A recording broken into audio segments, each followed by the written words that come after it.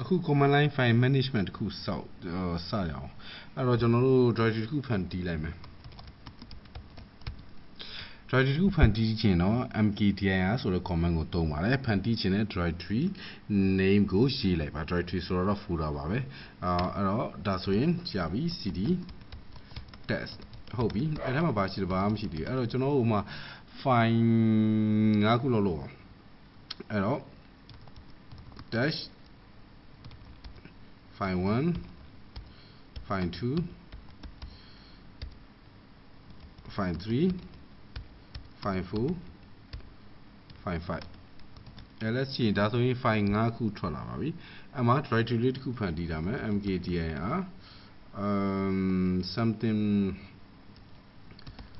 book ပေါ့ ls ဒါဆိုရင် directory တစ်ခုနဲ့ file 5ခုရှိနေပါပြီဒါကျွန်တော်တို့ copy သင်ခန်းစာလေးစကြည့်အောင်နော် copy မှာကျွန်တော်တို့ Linux မှာ copy လုပ်မယ်ဆိုရင် cp ဆိုတဲ့ command ကိုသုံးပါတယ်ပြီးတော့ destination source ကိုထည့်ပေးမယ် source နေရာပြီးတော့ destination ဘယ်မှာထားမလဲဆိုတော့ကျွန်တော်တို့ရေးပေးရမယ်ဒီ argument နှစ်ခုကိုထည့်ပေးရမယ်အဲ့တော့ကျွန်တော်ပထမဆုံး file 1ကိုနော် file 1ကိုကျွန်တော်ခုနက book ထဲကိုထည့်လိုက်မယ်ဒါဆိုရင်ကြည့်လိုက်ရင် file 1မရှိတော့ဘူး file 1ကို copy ကူးလိုက်ပြီ ls book လို့ဆိုရင် file 1က book ထဲကိုရောက်သွားပါပြီဒါက copy command မှာအဲ့လိုပဲ cp file ပထမ argument က source ဖြစ်ပြီးဒုတိယ argument က destination ဖြစ်တယ်လို့ပြောလို့ရတယ်ဒါပေမဲ့ဒီမှာ source တွေကအများကြီးလည်းဖြစ်နိုင်ပါတယ် source တွေဘယ်လောက်များများ destination ကတော့တစ်ခုပဲဖြစ်ပါမယ်အဲ့တော့ကျွန်တော် file 3-4 ခုလောက်ကူးကြည့်မယ်လေ file 2 file 3 file 4 file 5ပြီးတော့ book ဆိုရင်ကျွန်တော်ထည့်ကြည့်လိုက်ရင်ဒါဆိုရင် Linux system ကသိပါတယ်နောက်ဆုံးတစ်ခုဒီ destination ဖြစ်တယ်ဆိုတာကိုသိပါတယ်အဲ့တော့ ls နဲ့ book ကိုကြည့်လိုက်မယ်ဆိုရင် file 1 file 2 file 3 file 4ဆိုပြီးတော့ရှိပါတယ်เนาะအဲ့တော့ cd အဲ့တော့ Linux မှာ remove လုပ်မယ်ဆိုရင်ဖြတ်မယ်ဆိုရင် rm ဆိုတဲ့ command သုံးပါတယ် rm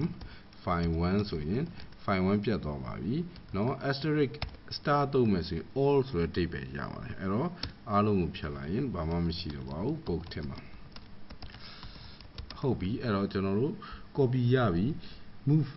ဒီက move command လေးကိုလေ့လာကြည့်အောင် move ဒီလဲ copy command နဲ့အတူတူပါပဲကျွန်တော်တို့ဟို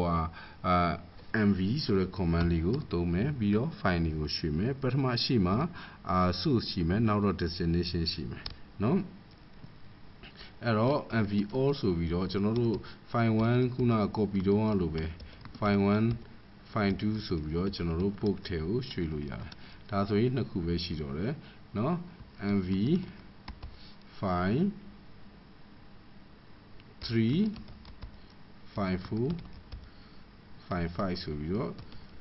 book ထဲကိုရွှေ့လို့ရဒါဆိုရင် move လုပ်လိုက်ပြီဖြစ်တဲ့အတွက်ကြောင့်ဘာမှမရှိတော့ပါဘူးเนาะအဲ့တော့ Linux မှာဖြတ်မယ်ဆိုရင် rm ဆိုတော့သုံးတယ်ဆိုတော့လည်းကျွန်တော်ပြခဲ့ပြီးပြီဒါဆိုရင်rmdir ဆိုပြီးတော့ကျွန်တော်တို့ဖြတ်ကြည့်အောင် rmdir book ဆိုပြီးတော့ဖြတ်ကြည့်မယ်ဒါဆိုရင်ဖြတ်လို့မရဘူးဘာဖြစ်လို့ပါလဲ rm ကိုကျွန်တော်တို့ကို have နဲ့ကြည့်မယ်ဆိုရင်ဒါဆိုရင် rmdir ကသူက empty ကိုမှဖြတ်နိုင်တယ်ဆိုတော့ date ပဲပါเนาะ recursive သုံးလို့မရပါဘူးအဲ့တော့ rmdir ကိုမသုံးမနဲ့ rm ကိုသုံးလို့ရပါတယ် rm ဆိုရင်တော့ဖြတ်နိုင်ပါတယ်အဲ့တော့ rm ကိုဖြတ်လို့မရဘူး have ကိုကြည့်မယ်ဆိုရင်ဒီမှာ recursive r အကြီးအသေးဒါမှမဟုတ် dash tag recursive သုံးလို့ရတယ်အဲ့တော့ r အသေးပဲသုံးမယ် rm r